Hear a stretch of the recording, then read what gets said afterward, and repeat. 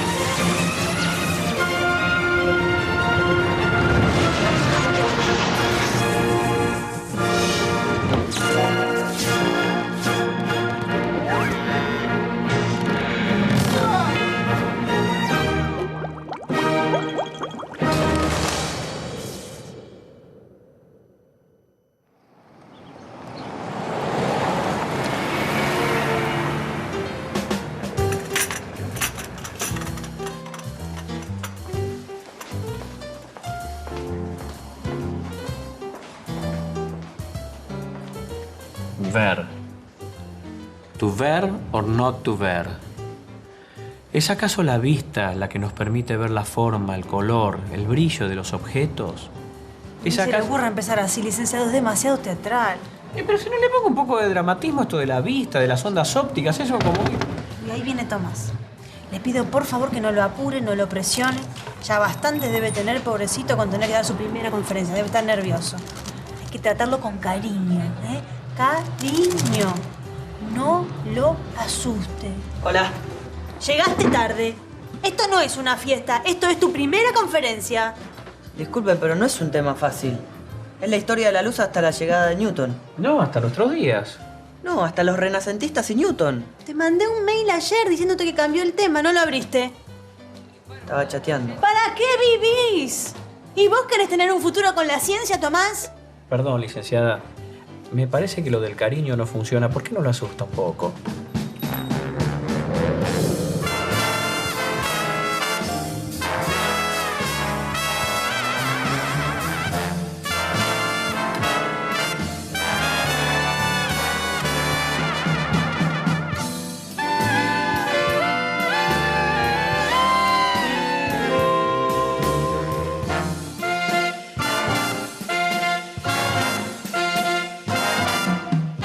¡Concentrate!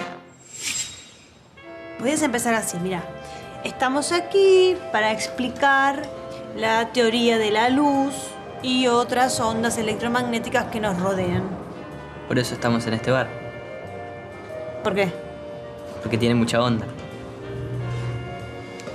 Licenciada. Cariño. A ver, empecemos desde el principio.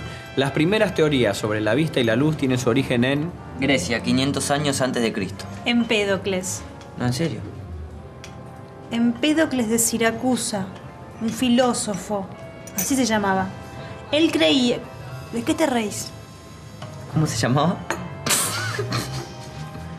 Empédocles pensaba que la vista funcionaba como una especie de larga mano invisible que tocaba los objetos.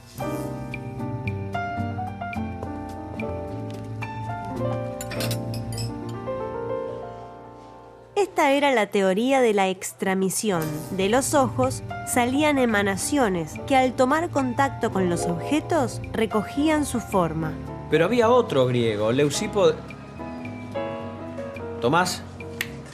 Sí. Digo que había otro griego. Y sí, había varios. ¿O no? ¿No había varios? ¿Vas a decir que había dos nomás? Sí, había varios, Tomás. Y uno que se llamaba Leucipo de Abdera, o de Mileto, o en realidad no se sabe de dónde era, pero la cuestión es que ese pensaba. Y pensaba justamente que el acercamiento se hacía en el sentido opuesto. Leucipo pensaba que los objetos emitían un algo, que contenía su forma y color, y que los ojos no hacían más que captarlo. Esta teoría se llama intromisión. O sea, en la extromisión la luz sale del ojo hacia el objeto. En la intromisión la luz va del objeto hacia el ojo, entra en el ojo. Intromisión, contrario de extromisión. ¡Tomás! Pero, chicos, ¿por qué no nos sentamos en otro sector? Ninguno de los dos, ni Leucipo Ni Empédocles. pudo demostrar por qué no ocurrían esas emanaciones en la oscuridad. Pero concordaban en que los rayos viajaban en línea recta. Entonces aquí entra otro griego, Euclides de Megara, que toma todo esto y dice, si los rayos de luz viajan en línea recta, entonces puedo estudiar su propagación aplicando las leyes de la geometría. Obvio. Y crea así la perspectiva teórica llamada óptica geométrica, que aún hoy se utiliza. 350 años antes de Cristo. ¿Estás anotando? No, yo me acuerdo de todo. A ver, ¿cuántos años antes de Cristo? ¿Qué? ¿Años qué? ¿Para qué son las servilletas? Anota. Platón de Atenas. Mucha avena. ¿Cómo? Es una regla mnemotécnica. Un plato grande de avena, un platón de avena, Platón de Atenas. Lo recomiendo a usted. Yo me entiendo. ¿Qué pasa con Platón de Atenas? Platón de Atenas, conciliador, decía que los dos tenían razón. Los ojos y los objetos tenían una relación de correspondencia simultánea. Una tercera posición. Bueno, anota. 250 años más tarde, Herón de Alejandría sigue estudiando el comportamiento de los rayos de luz y cómo inciden en distintas superficies. Siempre refiriéndose a las rectas geométricas supuestas por Euclides. Obvio. Y no nos olvidemos que Herón descubre que un rayo que incide sobre una superficie plana se refleja con un ángulo simétrico con respecto a una línea normal a la superficie, o sea, perpendicular a su traza. También avanzó sobre la reflexión en espejos curvos. Y describió la refracción, que es la desviación que sufren los rayos de luz al atravesar la superficie que separa dos medios transparentes distintos. Mirá. No, pero ahí no se ve porque el café no es transparente. Espera. Discúlpame. ¿Te molesta si compruebo la refracción de la luz con tu cuchara?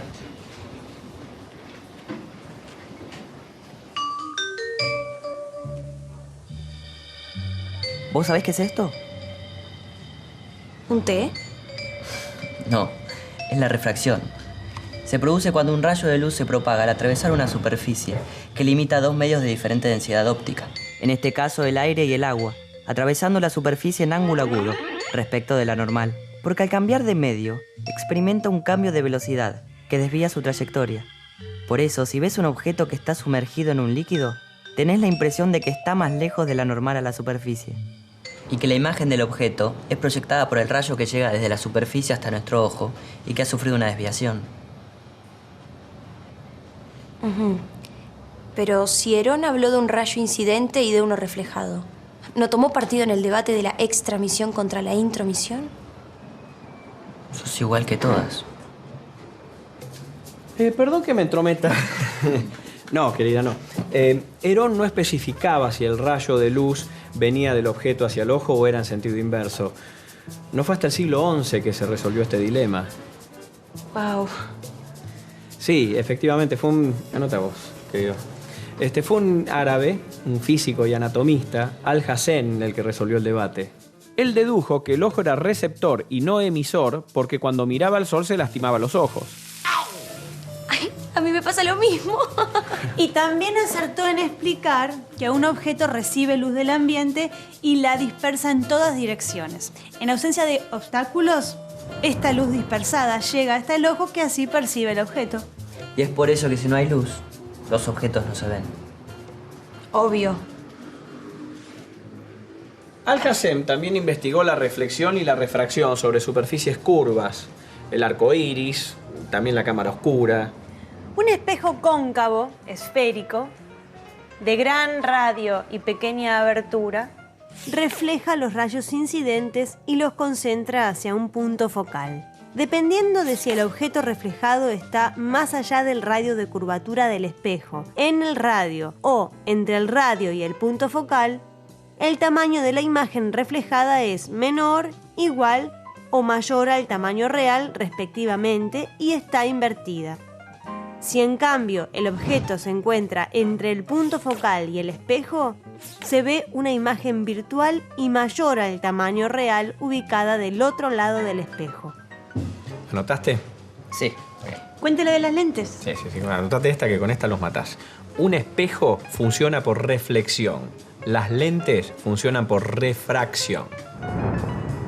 Las lentes convexas, por ejemplo, convergen los rayos provenientes de un objeto hacia el ojo del observador. Y la proyección de estos rayos genera una imagen virtual ampliada del objeto. Sí, Alhazen observó mucho. Pero sin números claros esto no pasa una charla de café. Sí, muy bien. Bueno, es que es ahí donde aparece Descartes. ¿Quién? Te lo deletreo. D-E-S-C-A-R-T-E-S. Se pronuncia Descartes, es francés. Qué abundancia de letras. Y es el primer mundo. Descartes dio expresión matemática a la técnica de construcción de espejos y lentes. Se empezaron a producir instrumentos ópticos cada vez más precisos y más variados. El principio del funcionamiento del espejo cóncavo se utilizó en el desarrollo de los radares y de las antenas emisoras y receptoras, que tienen sus receptores ubicados en el punto focal, donde se concentran las ondas reflejadas en la pantalla. Si lo dijo Descartes, no lo descartes. Anda a contarle ese chiste a la chica. A las mujeres nos cautivan los hombres con sentido del humor. Lo trajo usted. ¡Déjame en paz!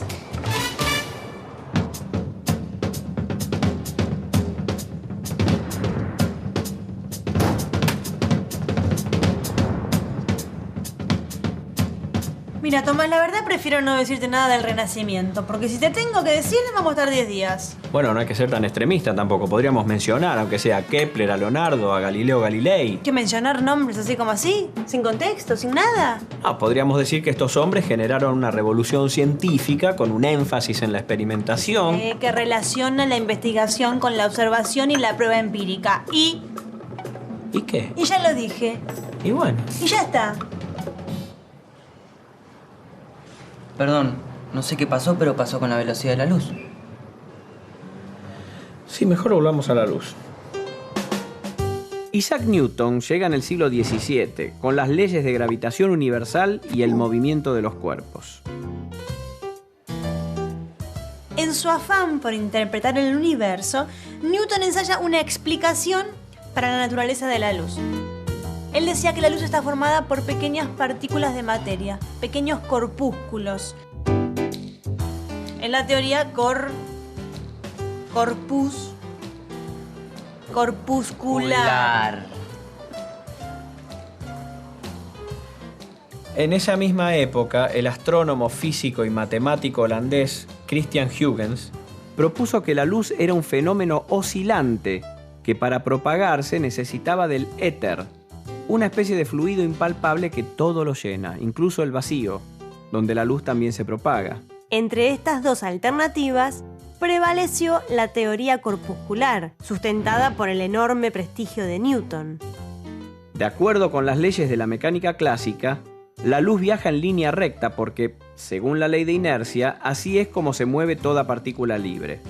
Y la reflexión ocurre porque las partículas rebotan al colisionar contra espejos y otras superficies reflejantes, tal como lo enuncia el principio de acción y reacción. Newton explicó el fenómeno de refracción suponiendo que la velocidad de las partículas de luz cambiaba bruscamente al pasar de un medio menos denso a otro más denso. De acuerdo con este enfoque, la intensidad de la luz dependía de la cantidad de partículas que atravesaban una superficie determinada por unidad de tiempo. Y que el color de la luz dependía del tamaño de las partículas que la componían. Las rojas eran las más grandes y las azules las más pequeñas. Bueno, perfecto. La primera parte de la conferencia ya está. Ahora bien. Se olvidan de algo. Que Newton experimentó la descomposición de la luz. Al hacer pasar un rayo de luz blanca a través de un prisma, observó que por el efecto de la refracción la luz blanca se descomponía en 7 colores. Por lo tanto, dedujo que la luz blanca es una composición de 7 colores, que al pasar de un medio al otro, la velocidad de las partículas de cada color se modifica de manera desigual. Entonces, cada color se desvía con un ángulo de refracción diferente, y por eso se separan.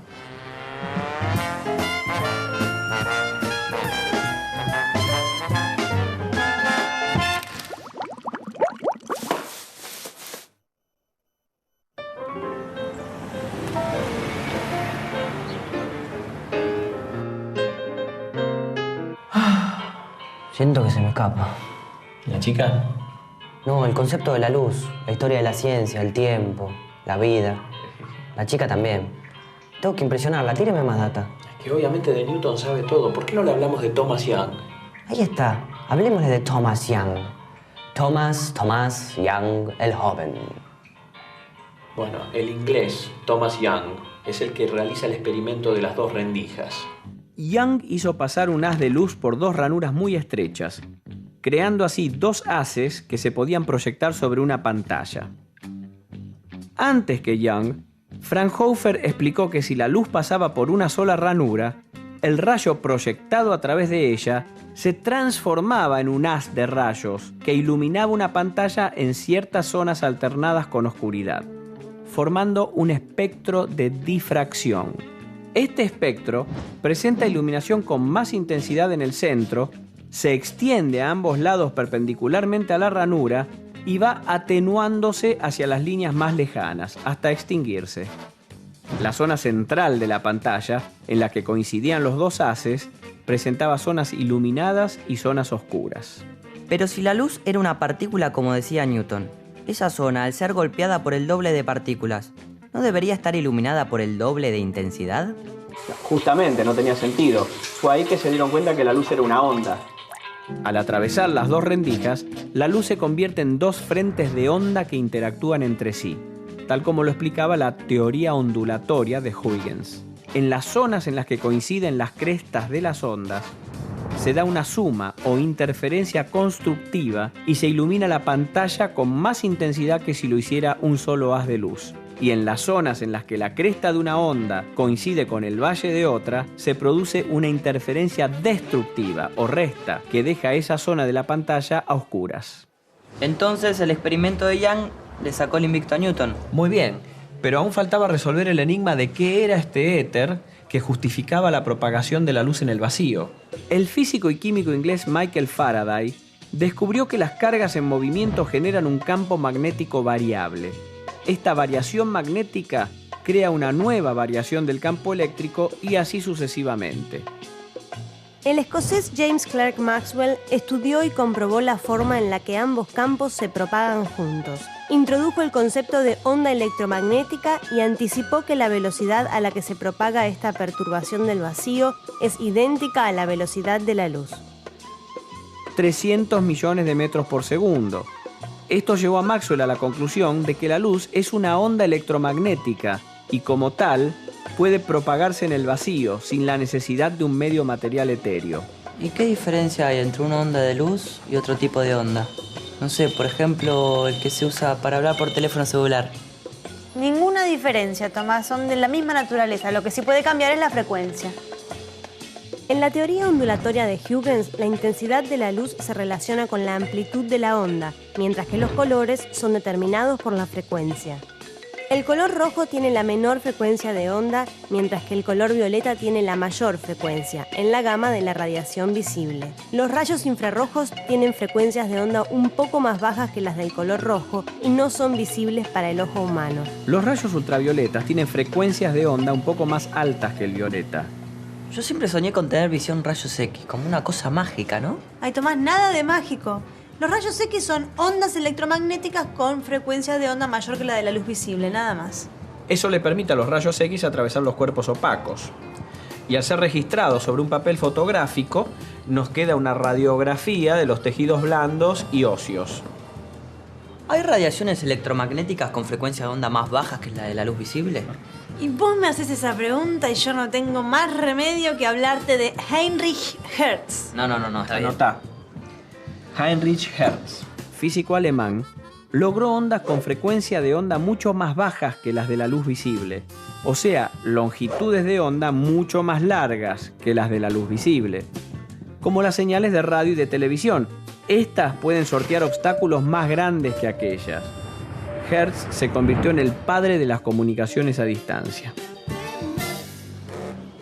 Los teléfonos celulares están en el rango de las microondas, es decir, trabajan con una frecuencia de onda un poco más alta que la de las ondas de radio y televisión. Pero microondas no se usan para...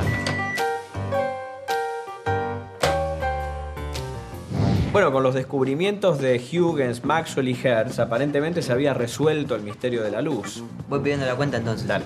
Pero a principios del siglo XX, algunos científicos estudiaron fenómenos que no se podían explicar por la teoría electromagnética de Maxwell. Ah, ¿no? 88 pesos. ¿Te rompiste algo? Uno de esos fenómenos misteriosos es cómo funciona una calculadora. No es ningún misterio, funciona con la luz. Es el efecto fotoeléctrico.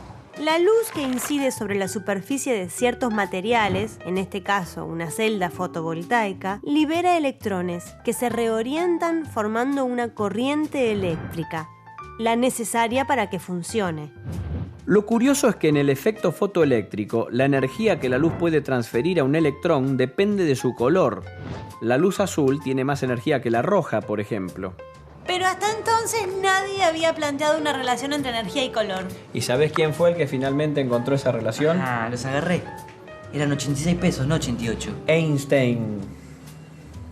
Bueno, no es para tanto. Soy la calculadora. Albert Einstein tuvo que dar un pequeño salto hacia atrás y subirse a los hombros de Newton.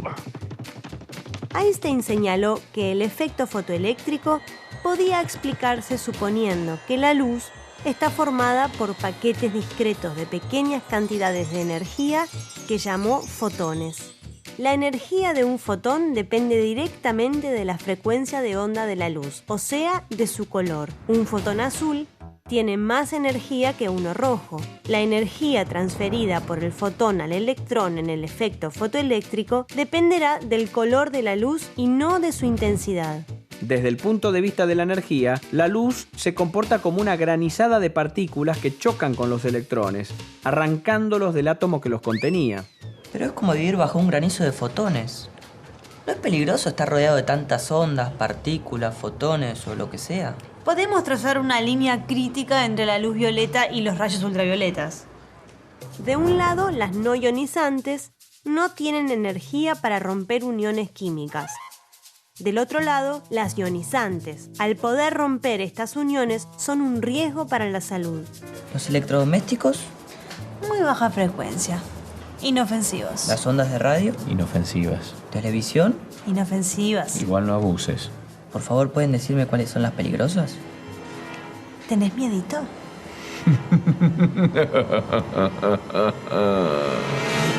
Mucho sol, ya que los rayos tienen un alto grado de luz ultravioleta que puede matar las células de la piel. Si bien una radiografía es inofensiva, los que están expuestos todo el día tienen que usar placas de plomo para protegerse.